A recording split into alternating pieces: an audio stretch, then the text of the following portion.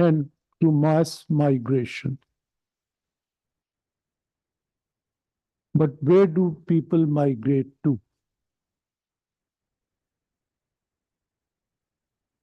Europeans are creating a fortress to stop immigration from countries, developing countries, which is now called the Global South.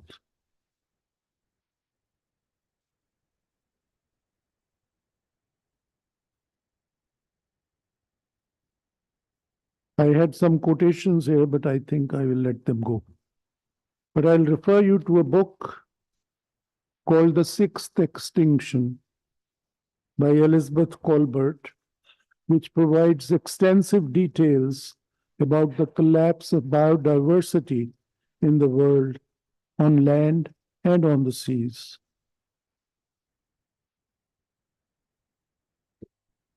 A well-known anthropologist has said, human beings are the agents of the sixth extinction.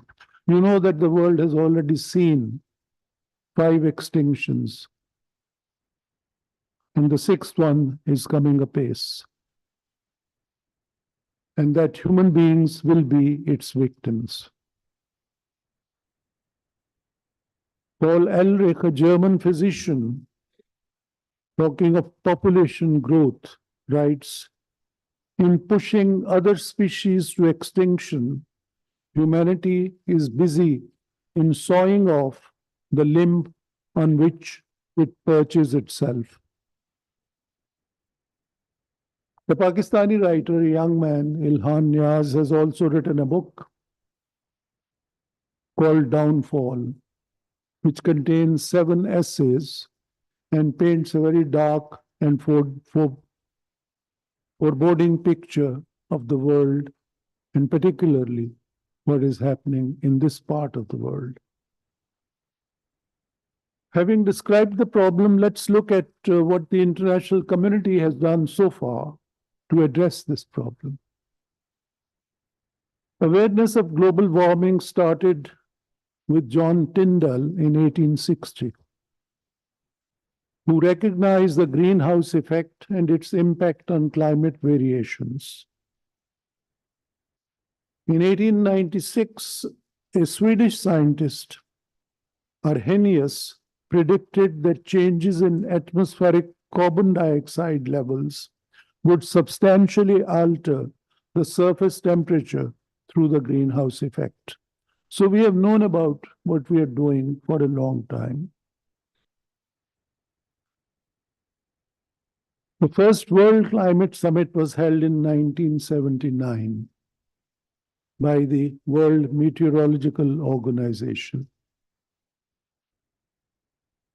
The United Nations Framework Convention on Climate Change, UNFCCC, was adopted in May 1992, just before the Earth Summit, which was held in Rio de Janeiro, which really set the ball rolling on working to ameliorate the problems being created by climate change. And since 1995 and 1996, COPs, conferences of parties, are being held.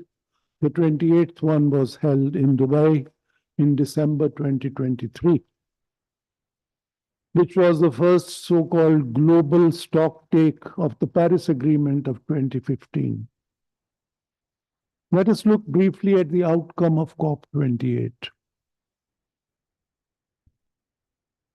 The UAE consensus was adopted, providing direction for the next round of NDCs, which are nationally determined contributions to reduce the impact of climate change and to set new targets for 2035.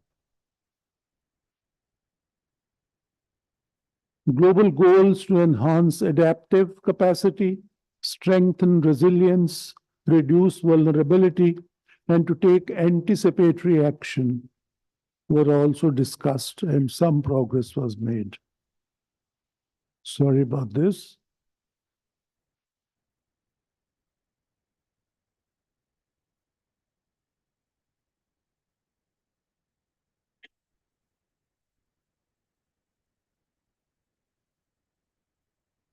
The most important issue for the developing world in climate change is financing, because it costs a lot to transfer from the fossil fuel fed world to renewable energy sources.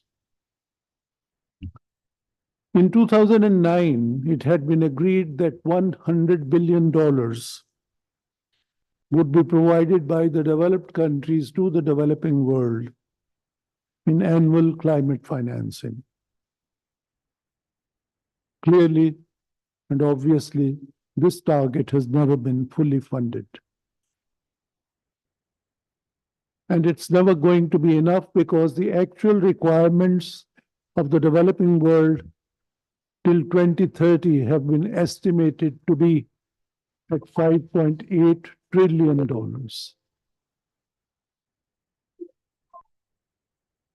These resources are not likely to be available despite the decision at COP28 to establish a new financial goal to be discussed at COP29 in Azerbaijan, called the New Collective Qualitative Goal. One good thing that happened at COP28 was the establishment of a loss and damage fund, to which pledges of about $700 million were announced. However, again, it is estimated that vulnerable countries may face climate-related damages to the tune of $580 billion by 2030. So this amount is clearly a pittance when compared to the requirements and needs. It has been agreed to constitute a board for the loss and damage fund to frame policies. But again, let me stress that these are pledges alone. And there's a great difference between a pledge and an actual disbursement. So we do not know how much of even this paltry sum will actually be disbursed to the developing world.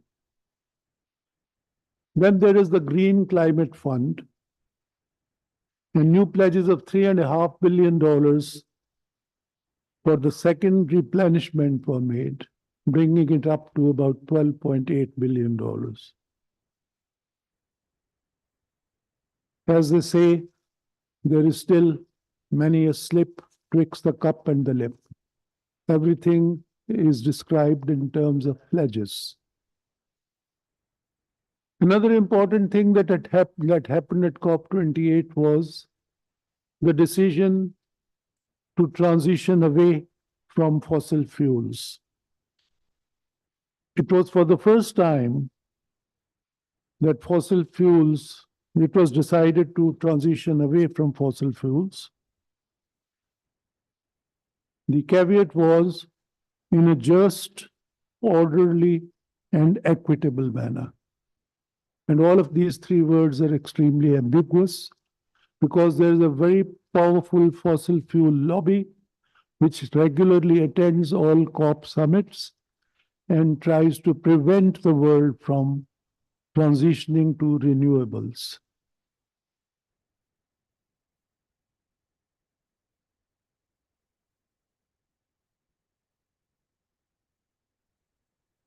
And you all know what these renewables are: solar energy, wind energy, geothermal energy from the interior of the earth, hydropower, ocean energy, and nuclear energy. Replacement strategies were discussed in the final declaration. But I'm sure that the fossil fuel lobby will make every effort to delay the time for actual transition away from fossil fuels. It was also agreed to triple the world renewable energy capacity and double energy efficiency by 2030. These are again goals which are unlikely to be achieved.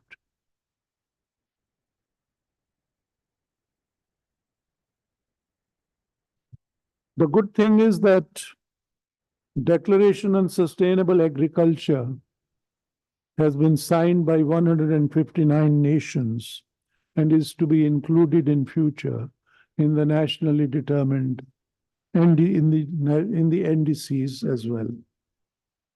There was some discussion on methane, which is actually said to be 20 times more lethal and more powerful than carbon dioxide. But only $1 billion were pledged for cutting methane in the world.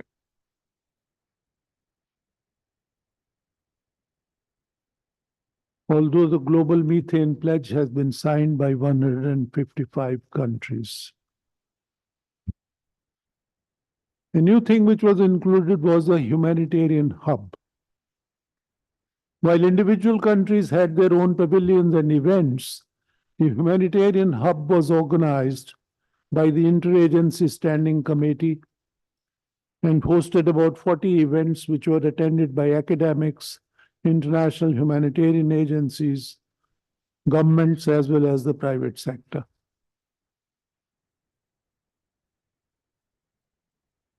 Let me mention two extraneous events also. Recently, the doomsday clock for a nuclear disaster has been reset at 90 seconds to midnight. While the climate change is posing an existential threat over a slightly longer period, a nuclear disaster or a nuclear conflict can usher in the nuclear winter and bring about the extinction of humanity as well as many animals, from the animal kingdom very quickly. And the second thing is the plight of the poor in this world. This year, every year, Oxfam submits a report to the World Economic Forum. This year, it was a shocker. The 5 richest men in the world added almost doubled or more than doubled their financial assets at the cost of poorer sections of the world. And the first trillionaire may well be coming soon. The rich and the poor divide is getting larger and wider with each passing day between countries and within countries. Amit Behar, who is the International Executive Director, wrote in that report, "We are witnessing the beginnings of a decade of division where billions of people shouldering the economic shock waves of the pandemic, inflation, and war are shouldering, while the fortunes of billionaires continue to boom. This inequality is no accident. The billionaire class is ensuring that corporations deliver more wealth to them at the expense of everyone else." So the capitalist system is showing its teeth, and the global south has no means to counter that.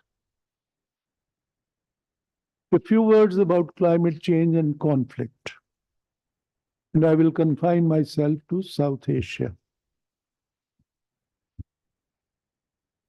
How does climate change bring about conflicts? Conflicts can be both external as well as internal. In the context of external conflicts, one of the easiest things to imagine is a conflict over water. South Asia faces extreme shortages of water. And the upper riparians always have the upper hand in the distribution of water. We are all aware of the Indus Waters Treaty and the fact that the rivers have been divided. But you all know that recently India has demanded a renegotiation of the treaty, despite the fact that it is allowed to wear to build run-of-the-river projects along the rivers which have come to the share of Pakistan.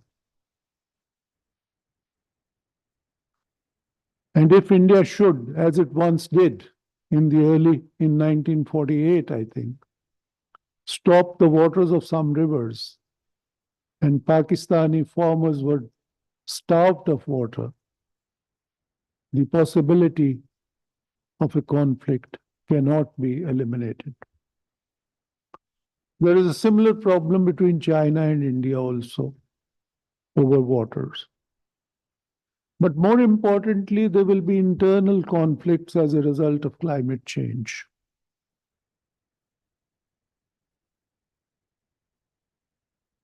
First of all, climate-related emigration. There are a number of countries in the world which are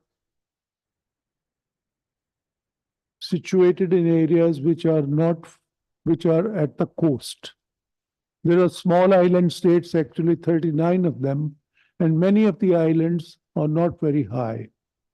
So there is always a threat of their being submerged by the rising seas, which is happening in the world today. Where do they go? They will have to leave them. Even countries like Bangladesh, in the coastal areas, the sea can ingress into the area over the years, and people have to move inwards. Bangladesh is already one of the most heavily populated countries of the world area-wise, per square kilometer-wise. And if people move from coastal areas towards the center, there is bound to be internal conflict. Secondly, water shortages within the countries, potable water shortages could create problems. Irrigation requirements could create problems. Job losses would create problems. So there are bound to be more internal and civil conflicts than perhaps external wars as a result of climate change, particularly in South Asia, where resources are extremely limited. And people will fight over shrinking land, over reduced water availability, and over food resources. What is South Asia's climate future? Even in the best case scenario, South Asia is in deep trouble. And unfortunately, because primarily of India-Pakistan problems and the non-existence of a dialogue between the two countries, there has been no coordinated effort in South Asia, either in SAARC or amongst of groups of countries, to coordinate policies, particularly at international forums, to demand greater attention for this area. So a bleak future is staring the region in the face. This area is one of the water-stressed countries. Pakistan is among the 10 most water-stressed countries of the world. And we are using our potable and fresh water as if there is no tomorrow. More than 55% of our fresh water usage is from underground aquifers and sources. And we are depleting them so fast that in many places, even if you look at Islamabad, the depth of the water availability is going down. It used to be that water was available at about 70 to 80 feet in Islamabad. Today, you have to go down to 350 to more than 400 feet to access water. And if potable water finishes, where do you go? And in the way that South Asia is increasing its population, India, as you know, has become the most heavily populated country in the world. It has surpassed China. We have reached 250 million people and are moving at the rate of increasing at the rate of 2.5%. By about 2050, we will have 4 million people. There are already food shortages in Pakistan. and even in India and in Bangladesh and other places. Where will the food come from? Particularly when there is no water to irrigate the land and the deserts keep expanding.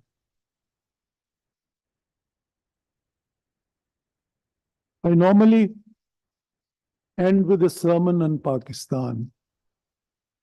And if you have the patience, I will tell you something about Pakistan also. What do we have? Our population is rising. Our resources are shrinking in terms of land, water, minerals, and energy. We are giving rise, there is tremendous religious intolerance, which is increasing by the day, leading to terrorism at times. There is political polarization.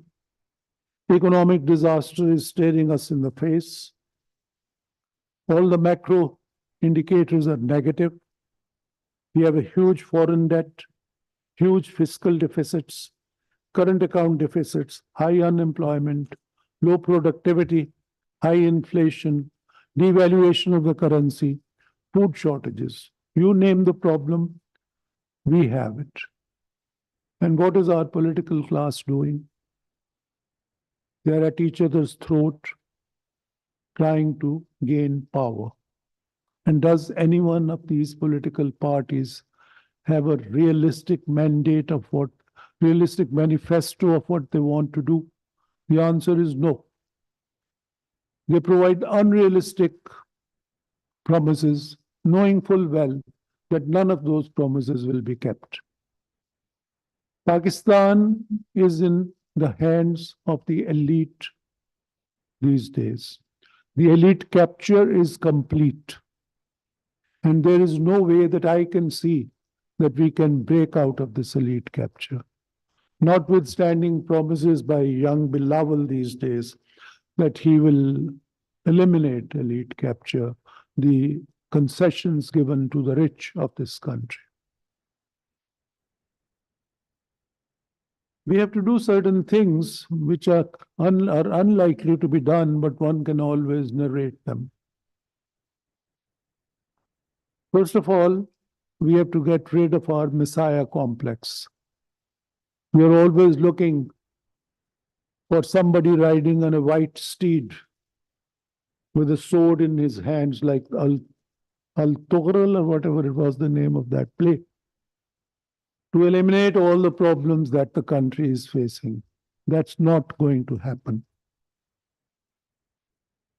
We need to set in motion on an emergency basis policies to stop the growth of our population. If we do not do that, we have no future.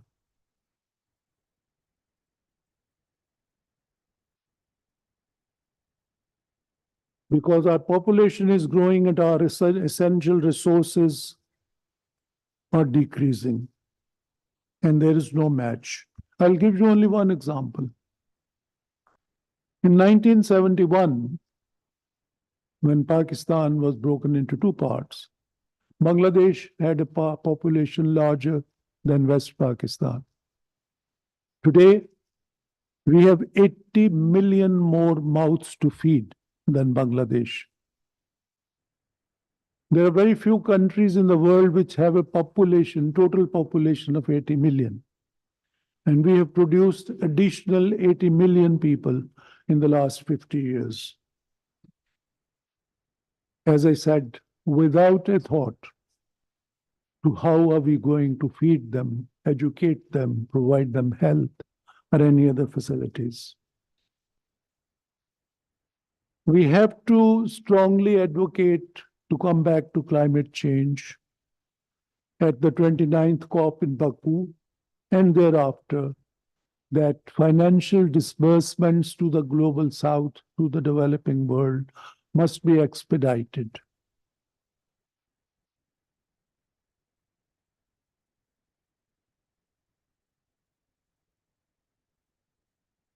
One example about Pakistan again, when the glaciers have melted, the food producing areas of Pakistan will depend only on seasonal rains, slowly turn into a desert, and will not be able to support life of the teeming millions who will inhabit the area by then.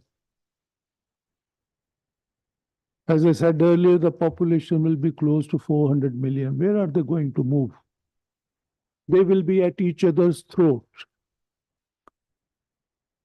There will be culling of populations, and the West will have closed its doors by then. You can be sure about that.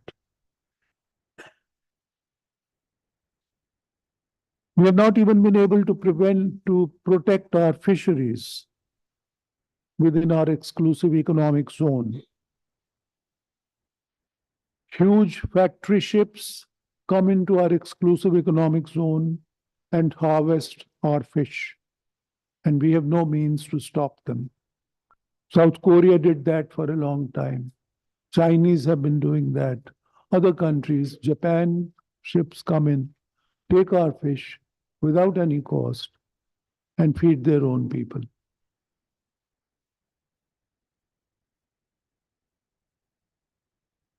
There is no such thing as climate justice. The damage is of a magnitude that the paltry financial assistance available will not save Pakistan from impending disaster.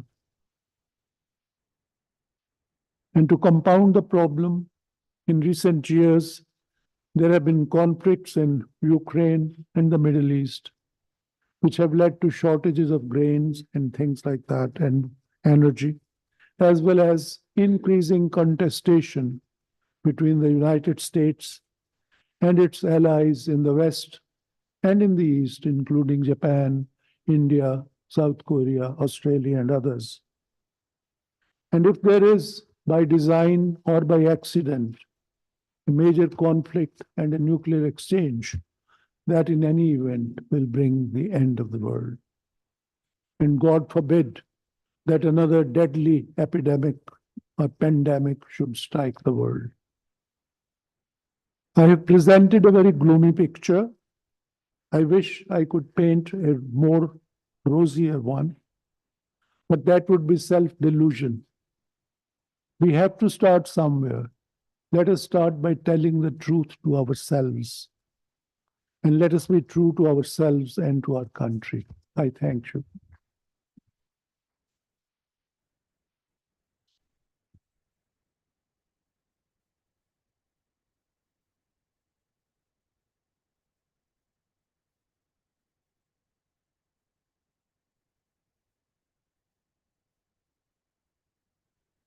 Thank you, sir. In the first session, we will discuss South Asia's climate vulnerability. The speakers will focus on flooding and drought, changes in ambient temperatures and precipitation patterns, disaster management and response, and ecotourism. I now request the chair of session 1, Ambassador Nadeem Riaz, to kindly proceed to the stage. I also request the speakers to take their seats.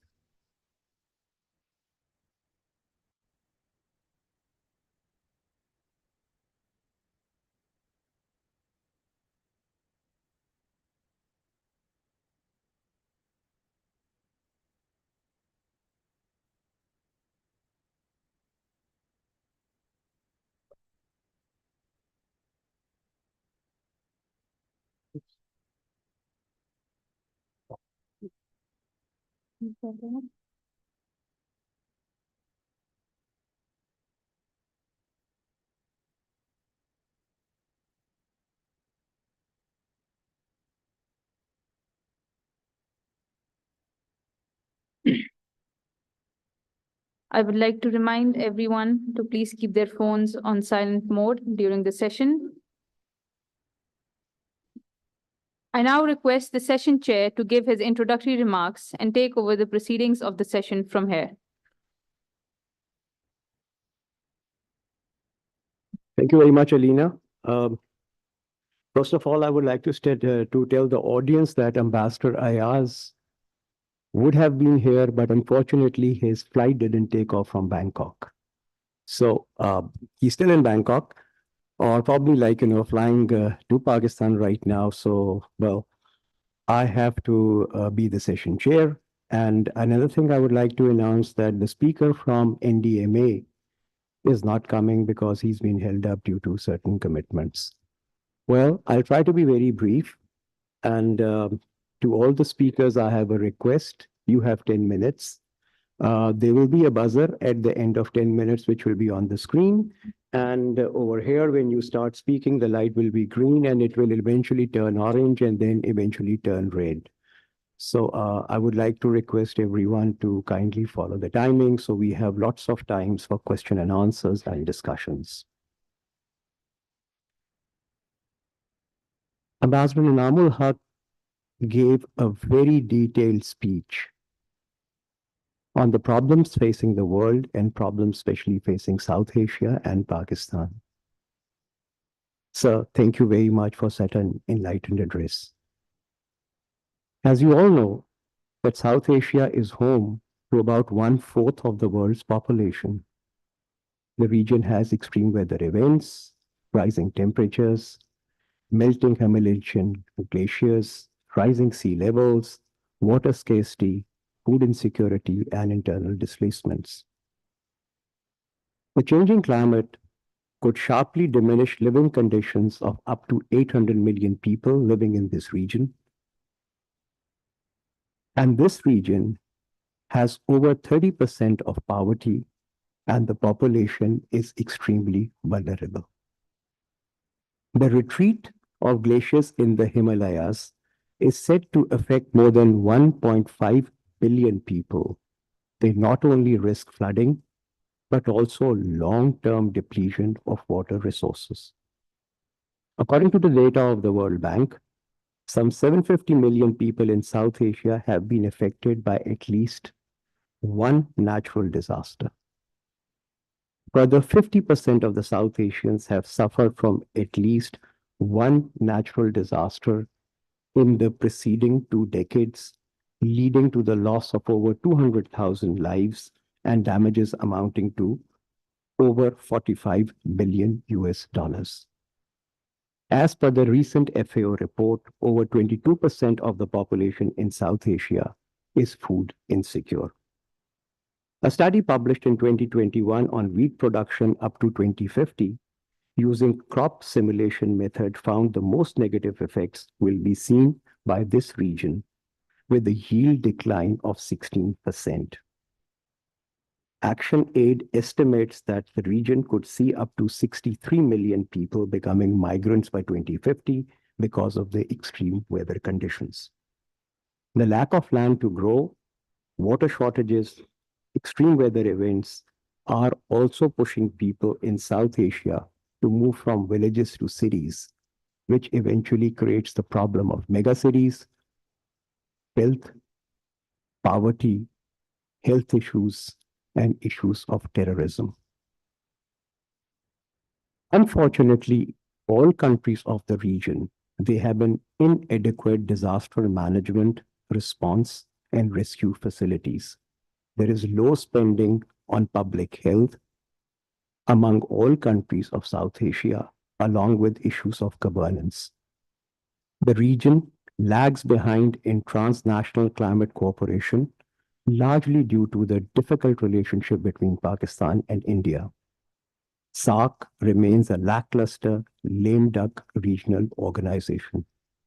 Surely these are formidable challenges. And to dwell upon all these and to enlighten us and what's the way forward, I would like to invite my first panelist to speak on flooding and drought. Sir, the floor is yours. You have 10 minutes.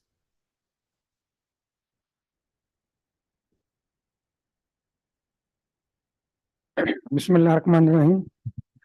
In the name of Almighty Allah, the most beneficent and the most merciful. I will try to restrict to few slides. And basically, since I was given the topic of droughts and flooding, so I will try to be as much specific as possible. Global climate change and its implications with regard to the recent report of the IPCC suggests that we are at the brink of about 1.5 to 4 degree centigrade increase during the current century.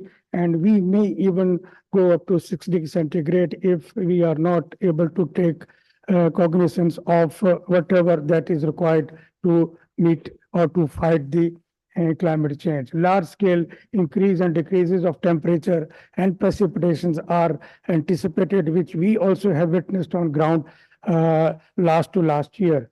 There is a considerable increase in the frequency and intensity of extreme climate events, and then predominantly on those include cyclones as well as the floods. And there is a melting of mountain glaciers, also large scale reported, as already the Ambassador Saab has talked about. Sea level is anticipated to rise from 44 to 73 centimeter as against 19 centimeter during the last century. So these are the realities, or we can say these are something which we have already anticipated, and the generations to come are going to face all this. What is South Asia? South Asia basically is a sub-region of Asia, and it is composed of 8 countries: Afghanistan, Bangladesh, Bhutan, India, Pakistan, Nepal, Sri Lanka, and Maldives. And it is located between the Himalayas mountain in the northern side and in the Indian Ocean and the Bay of Bengal on the southern part. There are 3 basic, you can say, major physical features of the South Asia.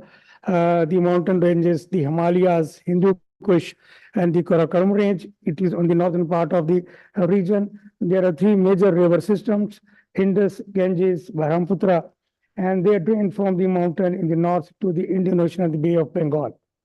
And then we have got one desert, the third desert, and it sprawls from Pakistan to India and covers about 77,000 square miles of an area.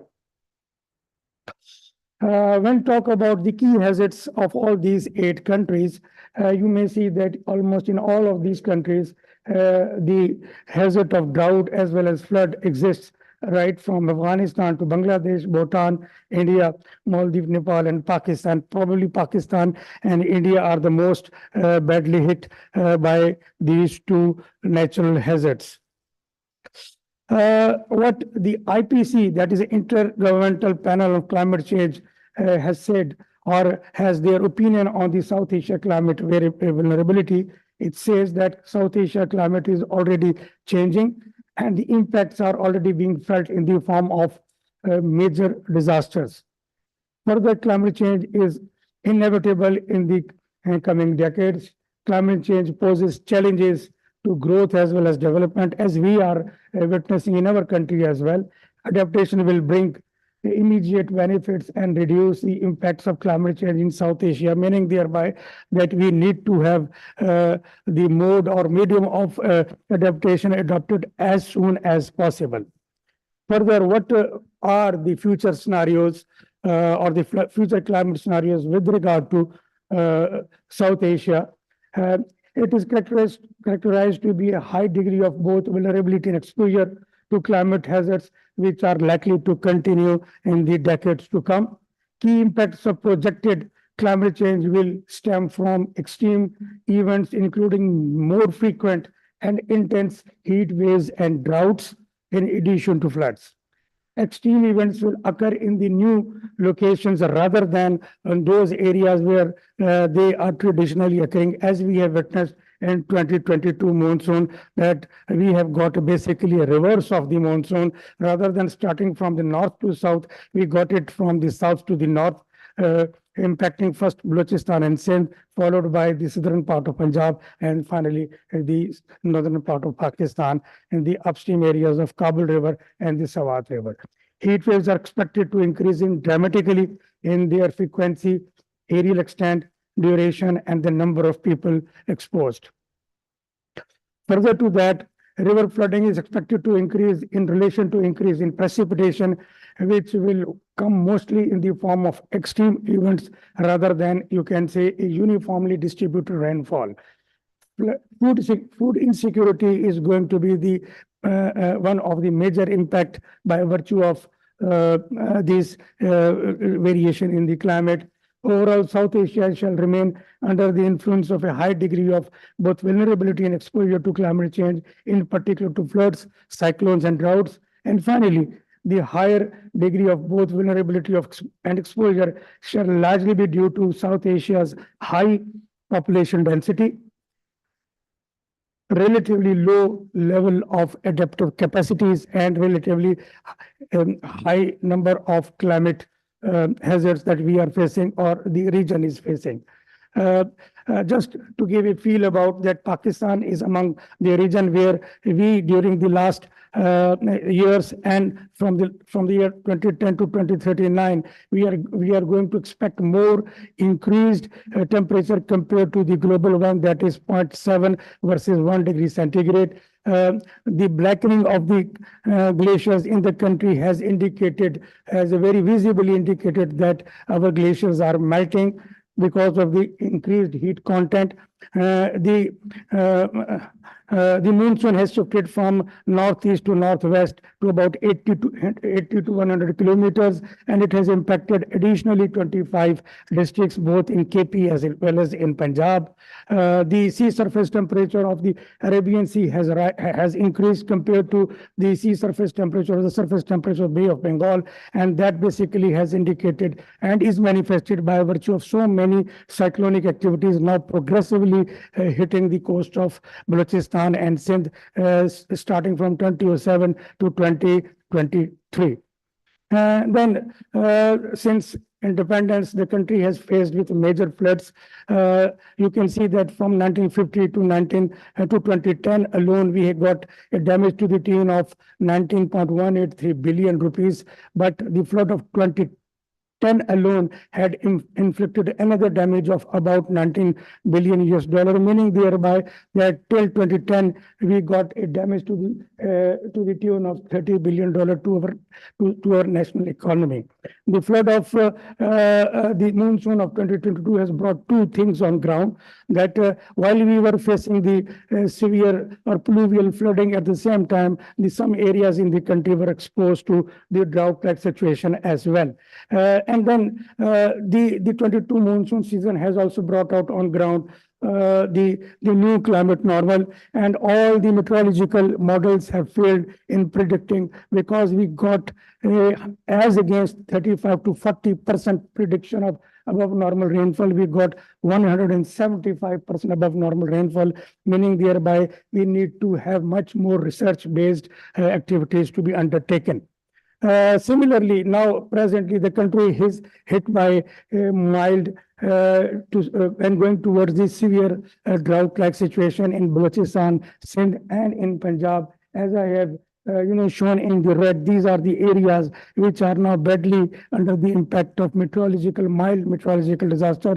God forbid, if there is no rain, then we are going to enter into a hydrological disaster, and followed by the agriculture disaster or agriculture drought. What are the challenges for Pakistan? Very quickly. Upper Indus Basin temperature trend in Upper Indus Basin during the last decade and during the current year, that is 2022, I have made it to 2022, indicates that it is on the rise.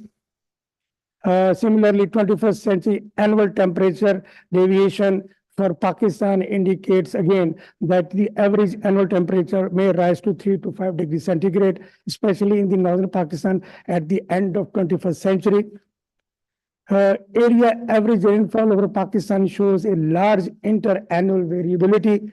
At the same time, sharp rising peaks give indication of extreme precipitation events, while negative peaks indicate drought-type situations. So these are all what the research has brought out for the country. Similarly, by the end of the century, as far as the IPCC's projection, global climate sea level may rise from 0.2 to 0.6 meter, but for Pakistan coast, the part of South Asia may rise up to 0.7 meters. So this again indicates the vulnerability of the country and exposure of the country. Similarly, winter precipitation at the most of the station shows decreasing trend with regard to the snowfall and all that, meaning thereby that this year too we have got very minimal snow. So this indicates that God forbid, if this situation, prolongs, then we will not be able to fill our reservoir, especially the Tarvela Reservoir during the monsoon season. 80% of that is dependent on the snow melt. Some measures that, we had taken after 22 monsoon season include, and then we have also suggested to the government enforcement of river flood act on ground, then implementation of national master plan on flood telemetry countrywide, establishment of regional flood forecasting center. To date, we have only one center, that is in Lahore. We need to have these similar centers in all over the 4 provinces, GB and AJK, in order to have a very consolidated regional forecast issues as well. Urban flood management has been left out, and there is now, we have by virtue of the surveys found out that there are 20 most flood vulnerable cities in the country, which require immediate urban flood management measures.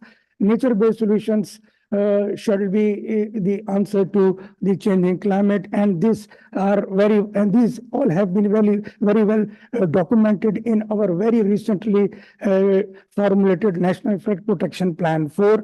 I think that one aspect that we have included in particular, I will take another 1 minute or so, that is hill torrents of Kohe Suleiman, hill torrents of Tirthar range. They have brought havoc to the country, and now there is a dire need to address the drainage issues by virtue of the water that brought out on ground by these hill torrents, for which a master drainage plan is being prepared. For drought management, promotion of drought tolerant crops is on the annual. Extended research on weather patterns, impact of climate change, etc. for drought management is most important. Regular drought monitoring upscale to the regional level is suggested now. Implementation of adaptation plan prepared by the Ministry of Climate Change is also suggested with some modifications. Regional program through GCF should be undertaken for flood and drought management, and for that maybe a regional program based on Global Climate Fund can also be conceived. When realization of loss and damage fund should be very actively undertaken, should be very actively pursued by the government, since it was the one which the country or the Pakistan, had taken lead during the 27th COP on ground. So that's what, I had very briefly brought out on ground, because I was well aware of the time constraints. There were so many issues which I could have, shown. But if there is any question that I can answer, I will be happy.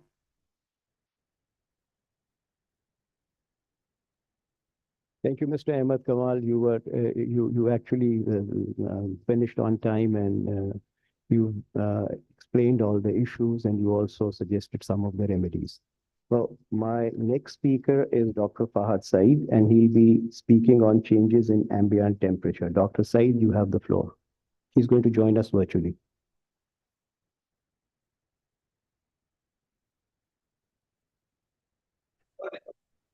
Thank you very much. Am I audible? Yes, a bit barely though. I'll try again. And would you please allow me to share my screen?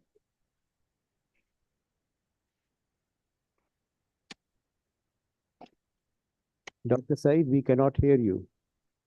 Can you hear me now? Yes, we can. Please go ahead. Okay. I need the privileges to share my screen, please.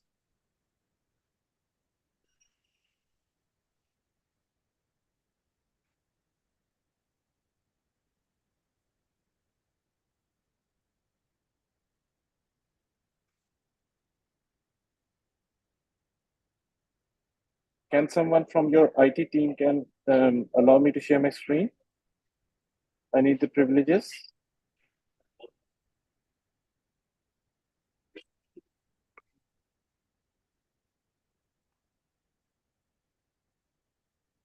Now I can share my screen.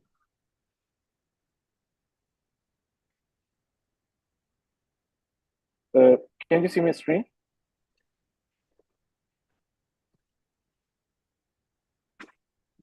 Yes, we can see the presentation. Please go ahead. Okay, thank you very much. So my name is Fahad Saeed, and apologies for this technical glitch.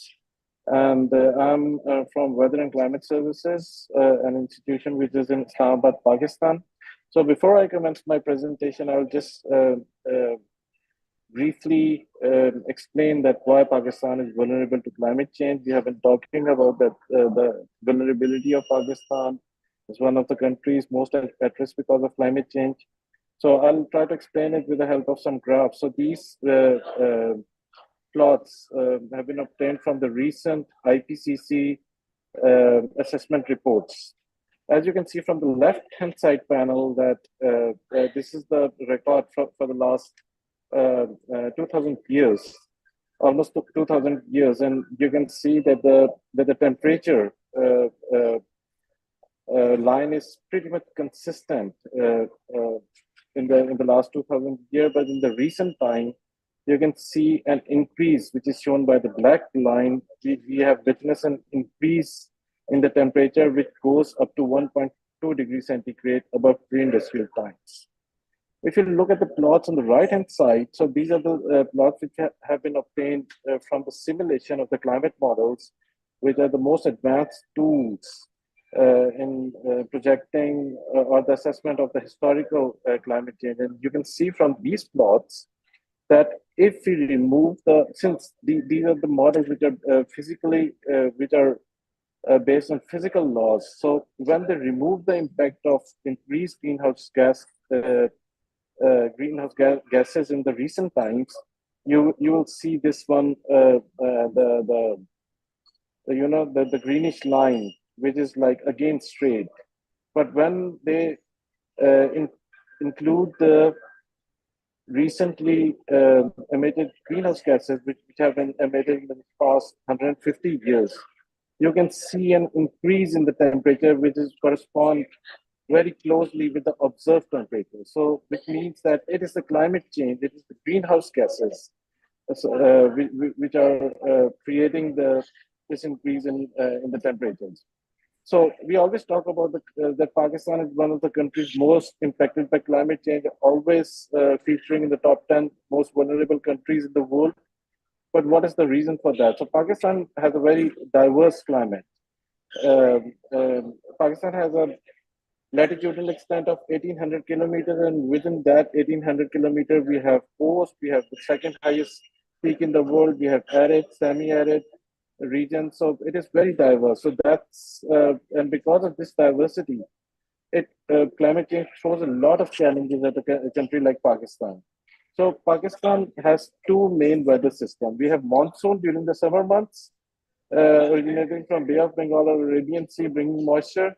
And during the winter time, we have western disturbances originating from Mediterranean Sea. So if something happens to these systems, we face problems. What is happening right now, that these western disturbances during the winter time this year, we have got less disturbances originating from Mediterranean Sea. That's why we are facing below average precipitation in Pakistan. That's why we are having this problem of smog in the plains of the country. So any small disturbances from the mean would result in a catastrophic impacts over a country like Pakistan. I was a part of a study which was carried out after 2022 floods. And this is the state-of-the-art study where scientists from Imperial College London, Cambridge, Oxford, we came together for this study, and we proved that climate change was responsible for the 2022 floods. Up to 50% of the precipitation is increased because of climate change. If certain event happened in the pre-industrial time, around 1850, the intensity of that flooding will be 50% lower. So climate change, through that study, we have scientifically proven that climate change is responsible for a country like Pakistan, which has nothing to contribute in the overall this mess of climate change. So just to go a little deep into the phenomena, Pakistan has three kind of flooding events: the extreme precipitation leading to flooding event. So we have adduction of moisture, It is normally these are directed toward the northern plains of the northern areas of the Pakistan. We have another one, the cyclonic movement or the disturbances during the summertime originating from Bay of Bengal, passes over the northern India and then creating extreme precipitation of the eastern northern areas of Pakistan. And then like happened in 2010, we had like cyclones passing through center of the India and then almost to the northern and northwestern part of Pakistan, again resulting in heavy precipitation and flooding. But what happened during the 2022 case that instead of going upwards over the northern areas, these cyclonic disturbances came towards Pakistan or toward the southern Pakistan, the provinces of Sindh and Balochistan. So if you look at the global scale, this was just a difference of almost few hundred kilometers. So instead of going toward the north of the country, those disturbances came toward the south of the country, and they resulted in a lot of extreme precipitation here, and which caused like almost the whole exports of the country, $30 billion damages and losses in the country. So that's how you can estimate or get a feeling of how climate change is impacting a country like Pakistan, which is at the termination point of monsoon as well as western disturbances. Okay, I'll skip that slide. So yeah. So okay, so now I'm going to show you future projection, which is the main topic of my talk. So here IPCC came up with scenarios, future projection scenarios of greenhouse gas emissions. So which means that if the world do climate action, they get rid of the emission, the kind of emission we are having at the moment, we will go up for example, a very good SSP 1.9 scenario, which will curtail the temperature to almost 1.5 degree according to the Paris Agreement. If we do not do a climate action and it will result at a global temperature of around 4.8 degrees centigrade based on SSP 8.5 scenario. And there are other scenarios in between 1.26, 4.5, and 3.7.0. So based on these scenarios, IPCC runs climate models, they execute climate models, and we have crunched the data of those climate models over Pakistan. So now I will show you a couple of slides which will explain the extremes over Pakistan. For example, this is the highest annual temperature. So what you can see from here that as compared to the previous year, or as compared to the base period of, let's say 20 years from 1995 to 2014, the increase in temperature in Pakistan will be like this. So for example, in the case of best scenario, SSP 2.6, in the mid of the century, from 2036 to 2065, the increase in temperature from the base period would be around between 0.1 to 1 degree, and for the northern areas, it will be from 1 to 1.5 degree. So here you can see the northern areas are getting warmer at much higher rate as compared to the southern region of the country. But for the case of the worst scenario, SSP 8.5, and especially at the end of the century, the increase is tremendous. So as I showed you in the previous slide, that the SSP 585 is taking the global temperature increase to 4.8 degrees centigrade. But it will translate into more than 6 degrees, more than 5.5 degrees in the northern and southernmost areas of the country. So which means that the Pakistan will face impacts which will be higher than the global average. So very quickly, extreme precipitation flooding indicator. So here you can see that for the worst case scenario, the extreme precipitation is also going to increase throughout Pakistan, but it will be the most increase will be witnessed in the northern region of the country as well as the southern region of the country. Then the heat wave is another phenomena the country is facing almost every year. So again, in the case of climate inaction, basing on SSP 585, there will be an increase, much higher increase in the heat wave in the southern part of the country. This is basically the number of the heat wave days. So in the southern part of let's say the province of Sindh, those extreme heat wave days will go almost more than 80 days in a year. Drought indicator is the same, so we will witness an increase in the droughts, drought days in the northern part of the country, especially in the northern part of the country, but in the southern part there is a reduction in the drought in dry days. That is mainly because the precipitation is going to increase in the province of Sindh. Sindh is mainly a arid to semi-arid province. But because of extreme precipitation, as we have seen in the previous slide, there will be a little decrease in drought indicator. Just very quickly about something about hydrology. We do not see a trend in the annual total inflow at the Terbela Dam. So you see there's a very mild trend, but if you look at extreme flooding events, but if you see extreme flooding events in Upper Indus Basin, you can see the extremes are increasing in the decade from 2001 to 2010. This is the highest flooding event which are there in Terbela Dam. This is the result for the discharge based on the future projections. You can see that the hydrology, the fabric of the inflows is are changing. Yeah, it's just the last slide. So you can see that the discharge will decrease in the summer month and it will move towards the winter month. That is because of the flow of the melting of glacier. Once they are melted, the flows will move towards the earlier months of summer or spring. So yeah, thank you very much for your time. Thank you very much, Dr. Said.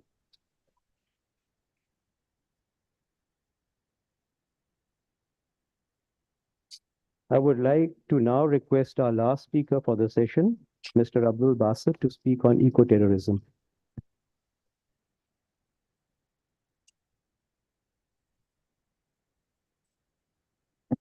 Thank you very much. I'm honored and privileged to IRS for inviting me to this event. I'm also overwhelmed in this August gathering of learned people who work on climate.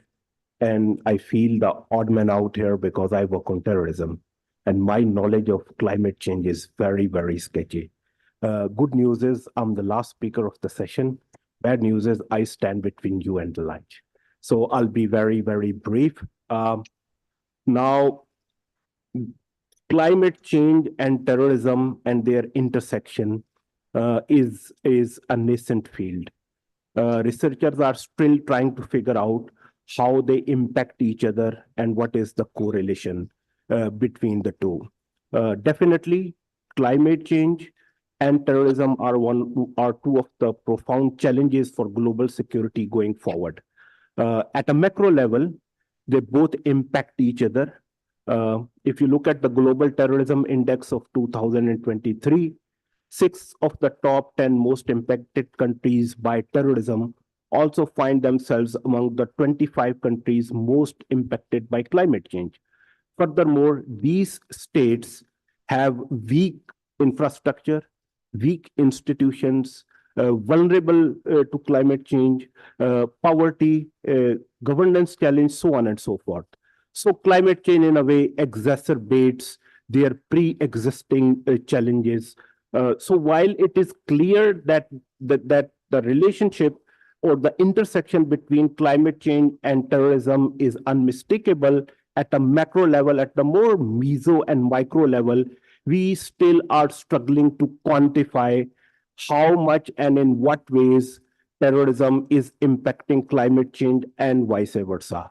But if you drill down and look at it more closely, so you see that climate change is a threat multiplier. So in and of itself, climate change is not capable of triggering a conflict, both at the inter and intrastate levels. Ambassador Inamul Haq alluded to it in his keynote.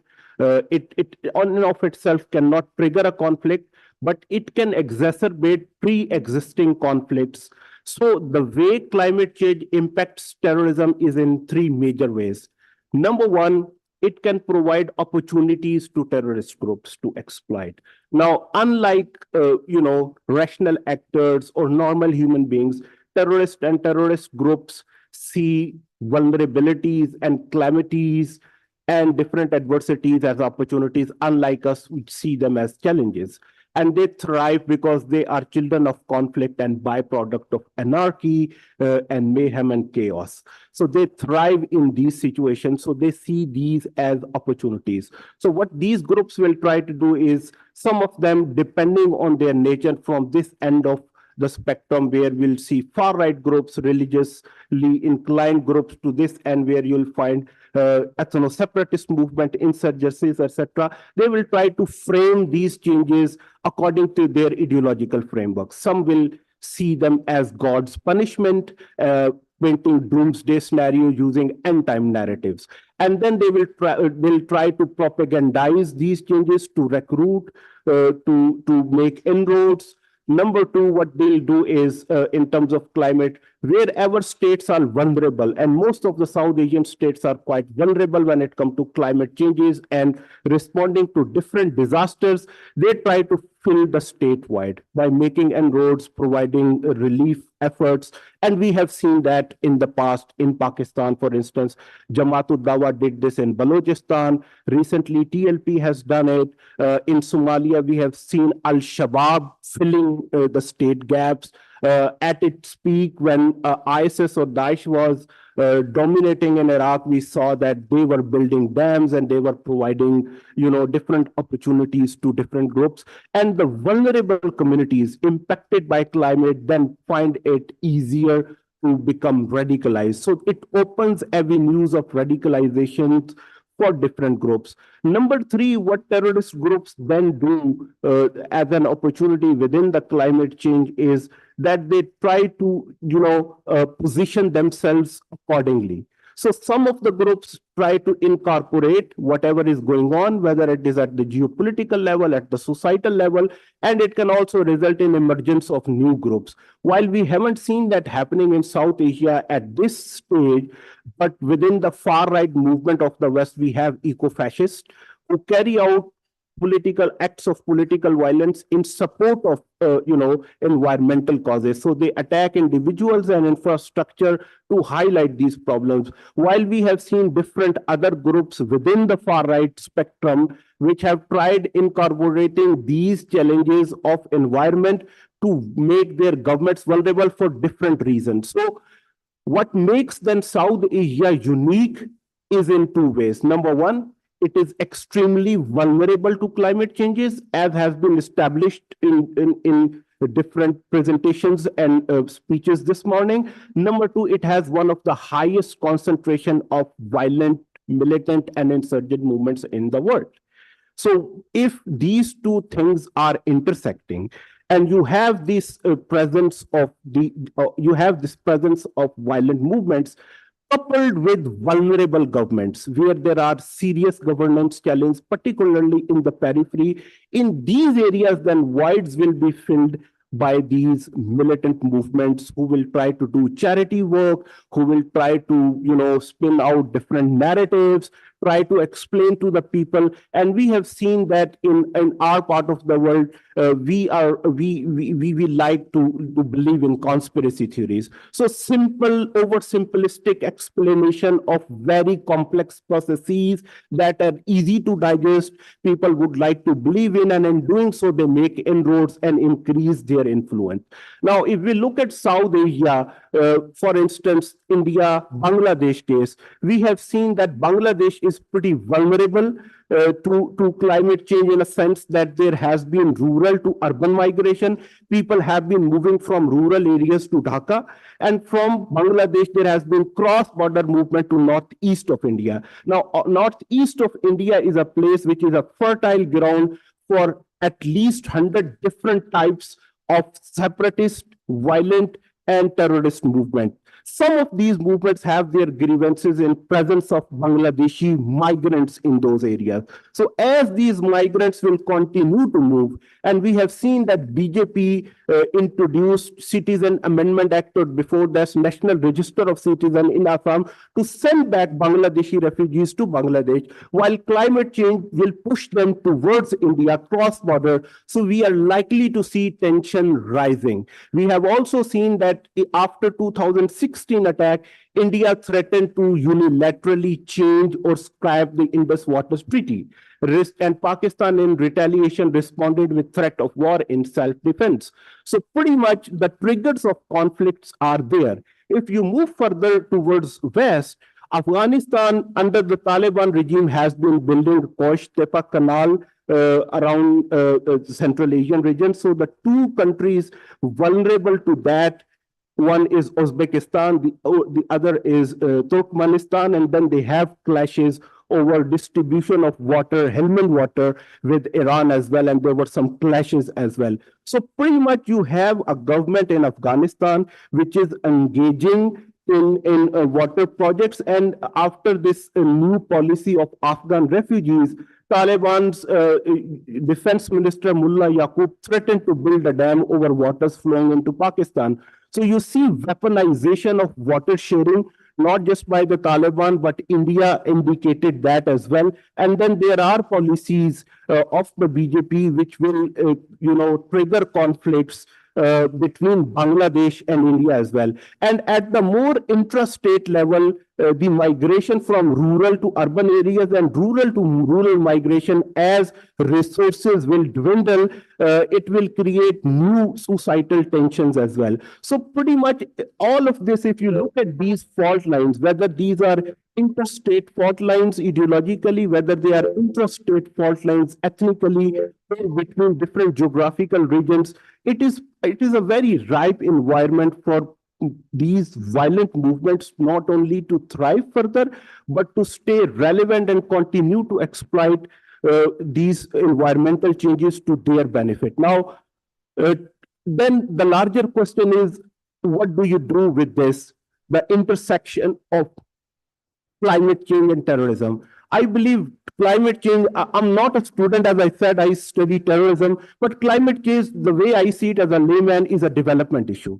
So securitization of climate change is going to be, disastrous. So what do you do? Perhaps those who are practitioners of counterterrorism and countering violent extremism, they need to go green. So they need to map, as I said, the link between at the macro level, while it is unmistakable, there is an intersection, an interplay between the two. It is not quantifiable as of now. So those who are PCV researchers and practitioners, they need to have a component of climate change. Sorry.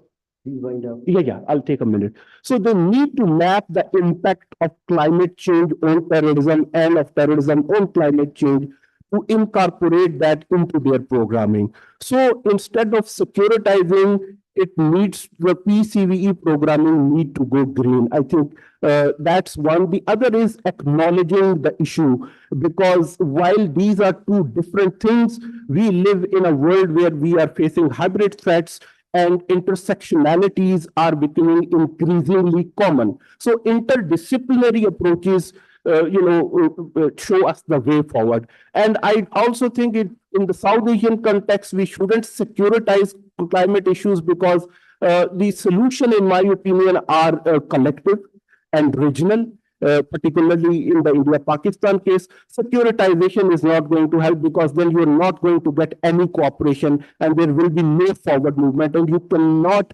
I think, tackle climate changes in isolation at the state level. So there has to be a regional cooperation. I'll stop here and we'll be happy to answer any questions. Thank you very much. Thank you very much. The floor is now open for questioning.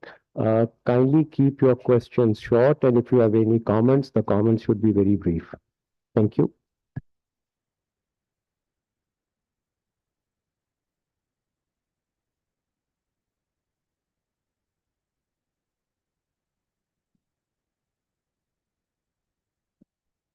Good afternoon, everyone.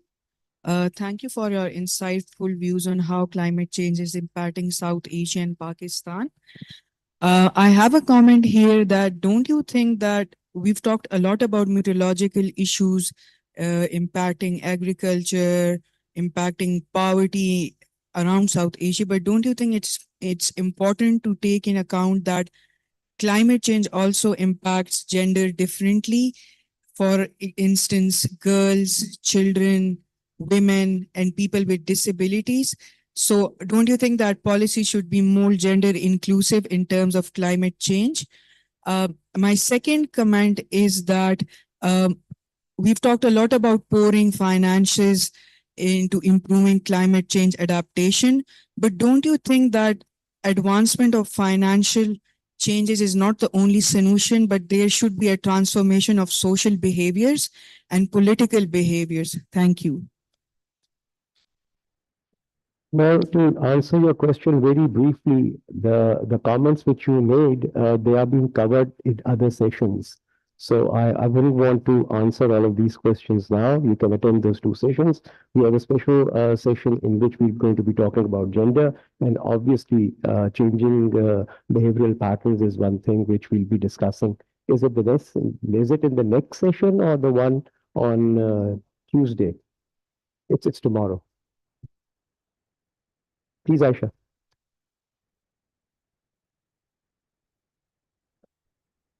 My name is Aisha Khan and I work in the climate space. My question is for you, Mr. Ahmed Kamal. Thank you so much for such a crisp presentation.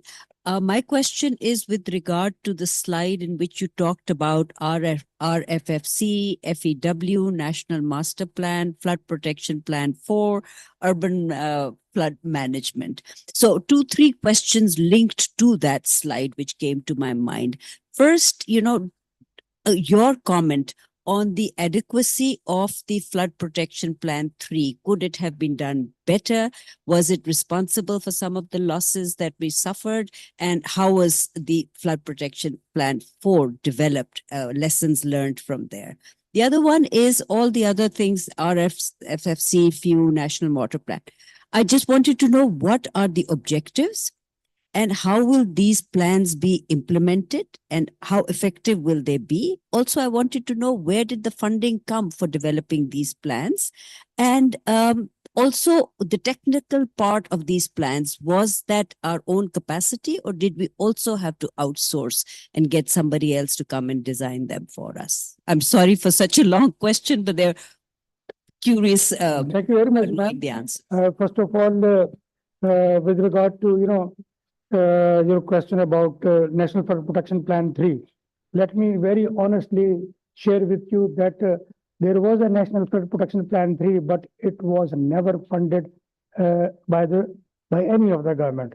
I being from the federal government, from Ministry of Water Resources, I had been advocating at many places that since 2000 till last year 2022, as against the requirement of 125 billion rupees, we just provided little over 5 billion rupees for flood management in the country. So that talks all about the implementation of the National Flood Protection Plan 3. So having said that, there had been other projects being implemented on ground by the provinces at their own, but those were not implemented with an integrated approach. It was just at the provincial level. And then why we need that National Flood Protection Plan 4 is to have a holistic, integrated, and well-mainstreamed activities so that whatever that we have seen in 2010 and we have seen in 2022, we at least take care of all those issues. Secondly, you talked about how these projects or how these plans were prepared and what were the funding sources and all that. Let me share with you that, in fact, the National Flood Protection Plan 4 was prepared or formulated in 2017, and till June 2022, we had been going and we had been running from pillar to post to get financing for this plan, but there was nothing from any side. And during that period, we also had been trying through EAD for ADB and World Bank and all that. But there were certain other priorities towards, to deal with. It was immediately after the 2022 monsoon that we were asked to reformulate the National Flood Protection Plan 4, and at the same time to also prepare a new project based on this National Flood Protection Plan 4. So that activity was undertaken with the support of the Asian Development Bank, Messrs. Delteres. They are basically the best consultants. Those were employed by the Asian Development Bank. There was no funding even of a single rupee by the government of Pakistan, and by virtue of efforts and all that, we had prepared about 810 billion rupees National Flood Protection Plan 4 for the 10 years time frame, and part one of that, costing 194 billion, has already been prepared in the form of a PC1 that has been approved by the ECNIC last June 27th of June 2023. In order to fund that, we float a request through EAD. The good thing that I'm going to let you know now is that the Asian Infrastructure Investment Bank has offered $120 million for that, $100 million by the Chinese government as a grant, $240 million by the Islamic Development Bank. In addition to that, very recently, last week, the Asian Development Bank has come up with a proposal of Pakistan Climate and Disaster Resilience Program. It is going to have a policy program as well as an implementation phase. $250 million plus $300 million. So whatever interventions those have been identified under National Flood Protection Plan 4 are going to be implemented out of that. And one last point, that all these interventions are not only the structural ones.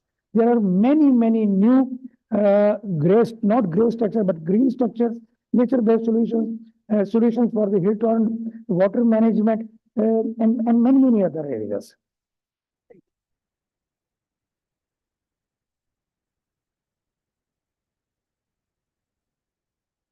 Assalamu alaikum. My name is Sajid Hussain Malik, working as senior researcher in one department. Thank you very much for giving me a chance to say something. My question is very simple. The climate change, certain countries gathered in a meeting and promised to pay Pakistan a huge amount in dollars to cope with the situation of climate change in Pakistan. My question is why they could not fulfill their promise, and what efforts should Pakistan do that the amount may come and help in the solution of the climate exchange. Thank you very much. Look, for Pakistan, whatever external financing that is coming, Economic Affairs Division Government of Pakistan is the main entity who is taking care of that.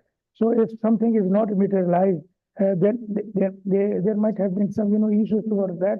But it is the Economic Affairs Division Government of Pakistan which takes care of all these issues.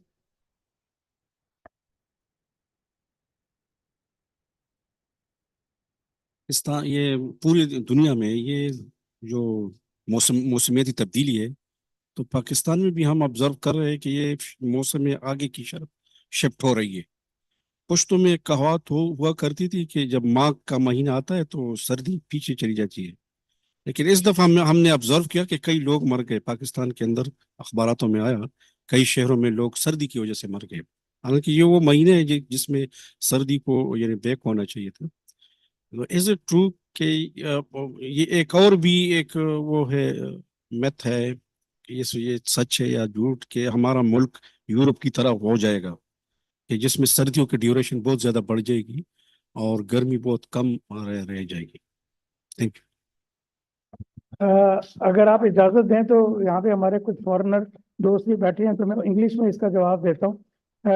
Look, for the last at least if not more 1 decade, Pakistan is facing very prominent temperature variation, temperature changes. or these are the temperature changes जो कि those during the even during the monsoon season bring the temperature down and the snow melts halts in the upper areas, and then we are left with our reservoirs not filled to their capacities. So basically the impact of westerly wave which comes from the Mediterranean, from Balochistan, and then it moves up. It has an additional, or you can say very prominent, very visible impact during the monsoon season, started since 2015, 2016 onwards. And that is the reason that we are saying that we are going water short or like that. So ये चीजें, इसमें कितनी और चीजें भी हैं जो मैं शेयर कर सकता हूँ, लेकिन probably time constraints की वजह से. Thank you. If I may come in quickly here, if you allow me to. Dr. Fahad, please add if you want to add something. Yeah, that's just one thing I would like to add in response to the question which has been asked from the floor. So the thing is that it is about the variability. So instead of the increase in magnitude, the main problem we are going to face in Pakistan is the variability. So some year you'll have flooding condition, the other year you might have drought conditions. Some year you'll have heat wave, other years you have these cold waves during the winter time. So what's happening right now in Pakistan, as I mentioned in my talk as well, that these months of the winter months of December, November, January, we normally have a kind of a precipitation during these months of the rainfall in the plains, which brings those the particles in the air down. But this time, because of the lack of precipitation, those particles stays in the atmosphere, the moisture deposits on it, or a fog in some regions, and the solar radiation cannot reach the earth. They become translucent because the solar radiation are not approaching the land anymore or the earth anymore because of this smog or fog. And that's why we are witnessing those temperatures. In Bandigara, where I live in Islamabad, the temperatures go below zero yesterday during the night. So that is the repercussion of the climate change, a big system which are happening at the global scale. As a repercussion, as an impact, we are facing these kind of situation in Pakistan. Thank you, Dr. Saeed. Thank you for this lovely session. My question is for Mr. Abdul Basit and one question for Mr. Fahad. Mr. Abdul Basit, You can just ask one question, please. Okay, fine.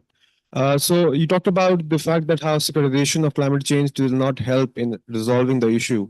But given the fact that in the context of Pakistan, we are a heavily securitized states by default, what alternative paradigm do you suggest for resolving this issue? Thank you. For you, Basit sir.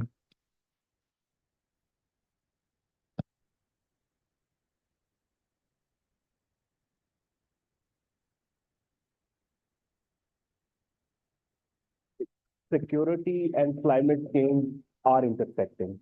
We see that, we sense that. We are unable to quantify it as yet. This field is evolving.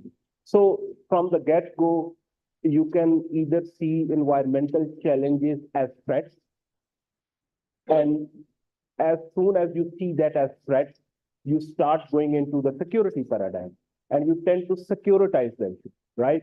And once you securitize the issue, given the India-Pakistan context, that it is very hard to have a dialogue, right? Because then you see it through the lens of conspiracy theories, which further problematizes things that could be dealt with through cooperation.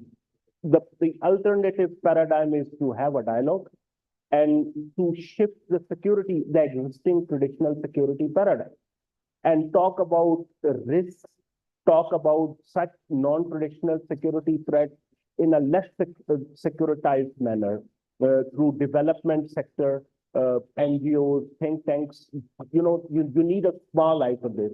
You don't need a big entire eye for this. You need a small eye, and a small eye means universities, think tanks, civil society organizations coming together, talking about common challenges and looking for common solutions.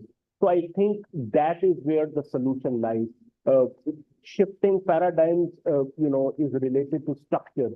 That's a tall order. But you begin somewhere. So I think dialogue is the way forward. And to me, the securitization is going to problematize the issue. And then we'll continue to suffer climate change without having a workable solution for it. Yes. I'm Abdullah Mohammad, foreign affairs correspondent at Dawn. I'm coming straight to Mr. Basit, a very short question that Pakistan and Hindustan are two old rivals, and the water dispute is also a major issue.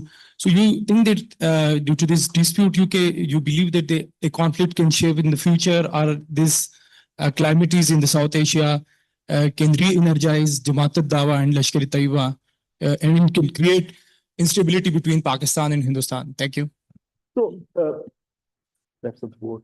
So in 2016, when India threatened to, unilaterally scrap or, change in for the treaty, Hafiz Saeed shot back with, rivers of blood to India. So that's there, that the precedence is there. So if that happens, proxy, we are headed into the era of great power competition. So if you look at terrorism in the era of great power competition, look at Cold War between former USSR and the US. So terrorism was used as proxy tool.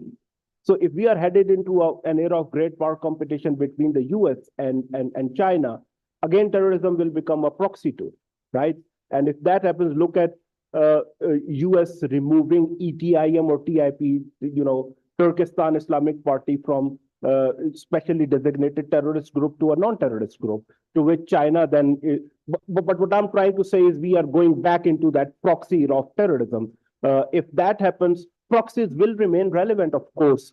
Under BJP, the Hindutva groups, they enjoy the patronage of the government at the local level, and they act as various variants of RSS. RSS acts as their proxies. Of course, then what options do you have but to respond with proxies? So the relevance is, unfortunately, is going to remain unless state overcomes its own vulnerabilities. We have seen these groups filling the void for the state. State at times comes across as clueless, helpless in times of calamities. And the organizations which come forward and really go into far-flung areas and do work at the very micro level are, unfortunately, these organizations. Balochistan is a good example. So yes, the opportunities are there, and yes, these organizations are there, and they have delivered in the past. God knows if that happens, Hafiz Saeed might come in handy again, unfortunately. Thank you very much. We have run out of time. The session time is over, and I don't want to stand between you and the organic lunch, which I'm told is ready. So I will just wind up. In this session, we discussed a number of things, but there was a general consensus that the region is facing a great amount of climate risks. It's a vulnerable region with rising temperatures, extreme climate events, rising sea levels. Climate changes definitely pose challenges to development. Heat waves are expected to increase. So are the droughts. The number of people who will be exposed to all these is also going to multiply. There's going to be food insecurity.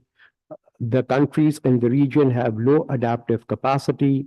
There is going to be a subsequent increase in temperature well above the global level in the region by 2020. The drought situation will continue, but it will also have some periods where there will be large amount of rainfall. The Indus upper water basin is a challenge. Forecasting remains an issue. The disaster response is slow. The rescue facilities are less.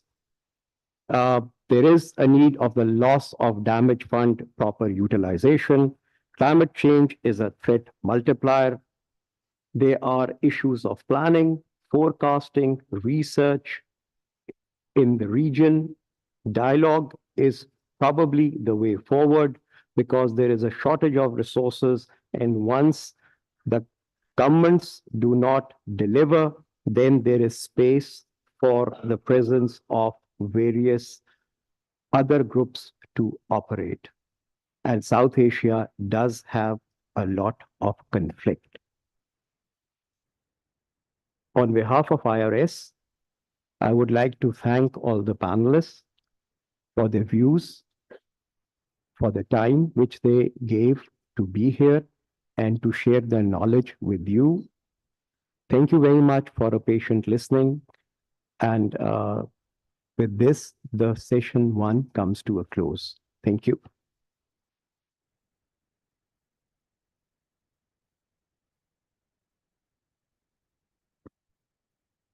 Ladies and gentlemen, concluding our informative first session, I would like to invite the chair and speakers for a group photo on the stage and request them to take their memento of the conference placed next to their respected seats.